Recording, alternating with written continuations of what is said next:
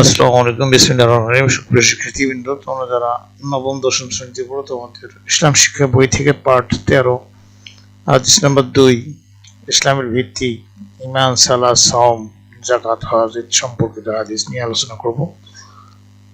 তো আগে হাদিসটির শব্দার্থগুলো জেনে নিই।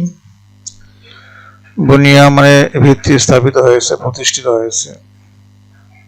আলা মানে উপরে, খামসিন মানে 5, শাহাদাতে মানে সাক্ষ্য দেওয়া বা সাক্ষ্য, ইল্লা মানে ব্যতীত বা সারা, আবদুহু তার বান্দা, রসুলুহু তার রসুল, ওয়া মানে এবং ও আর, একামি মানে কায়েম করা, প্রতিষ্ঠা করা, আসসালাতি নামাজ সালাত, ইতাইজ মানে প্রদান করা, আদায় করা, আজ জাকাতি জাকাত, সওমি মানে রোজা সওম, রমাদান মানে রমজান মাস।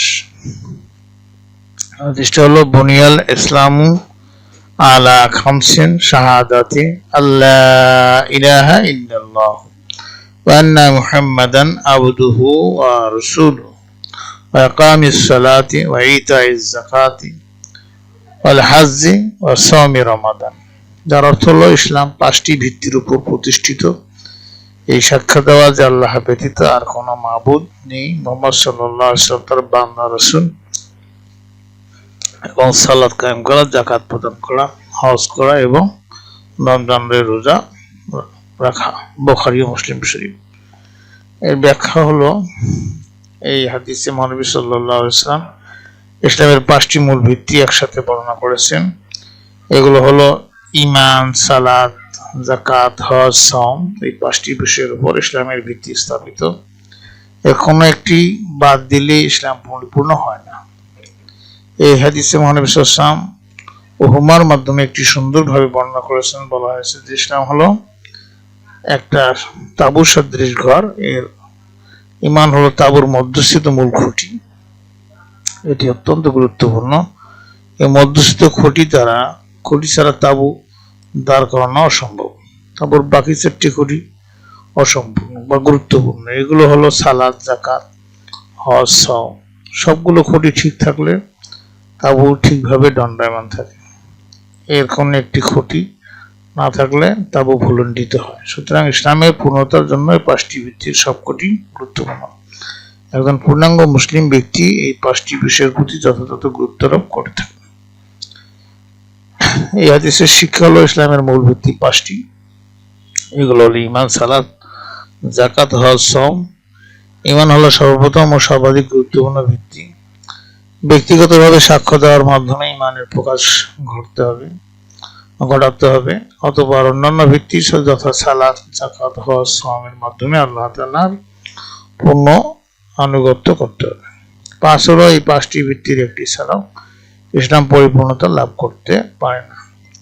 কাজ হলো শিক্ষার্থীরা পোস্টার একটি ছবি ইসলামের মূল স্তম্ভগুলো প্রদর্শন করে এবং এই অধ্যায়ের কি কি প্রশ্ন হতে পারে সে নিয়ে আলোচনা করবো। পরবর্তী ক্লাসে আমরা পার্ট 14 হাদিস নম্বর 3 নিয়ে আলোচনা করবো। কেমন? তো এখান থেকে আমরা দেখি যে কি কি প্রশ্ন হতে পারে। তো আমরা নবম দশম শ্রেণীর ইসলাম শিক্ষা বই 2য় অধ্যায়ের পার্ট 13 হাদিস 2 থেকে সম্ভাব্য কিছু প্রশ্ন উত্তর নিচে দেওয়া হলো। যে হাদিস 2 ইসলামের ভিত্তি ঈমান, সালাত, সাওম, যাকাত ও হজ। হাদিসের অর্থ হলো ইসলাম 5টি ভিত্তির উপর প্রতিষ্ঠিত। এর সাক্ষ্য দেওয়া যে আল্লাহ ব্যতীত কোনো মাবুদ নেই, হযরত মুহাম্মদ সাল্লাল্লাহু আলাইহি ওয়াসাল্লাম তার বান্দা রাসূল, এবং সালাত কায়েম করা, যাকাত প্রদান করা, হজ করা এবং রমজানের রোজা রাখা। বুখারী ও মুসলিম শরীফে। তো এখানে জ্ঞানমূলক প্রশ্ন উত্তর হলো যে ইসলামের ভিত্তি কয়টি? উত্তর হলো ইসলামের ভিত্তি হলো 5টি। ইসলামের প্রথম ও প্রধান ভিত্তি কোনটি? ইসলাম ঈমান বা সাক্ষ্য দেওয়া যে আল্লাহ ছাড়া কোনো মাবুদ নেই এবং মুহাম্মদ সাল্লাল্লাহু আলাইহি ওয়াসাল্লাম আল্লাহর বান্দা ও রাসূল। হাদিস 2 হলো এর উৎস কি? এটার উৎস হলো এটা হাদিসটি বুখারী ও মুসলিম শরীফ থেকে সংগৃহীত। ইসলামের 5টি ভিত্তি কি কি? ইসলামের 5টি ভিত্তি হলো ঈমান, সালাত, যাকাত, হজ ও সাওম। অনুধাবনমূলক প্রশ্ন উত্তর।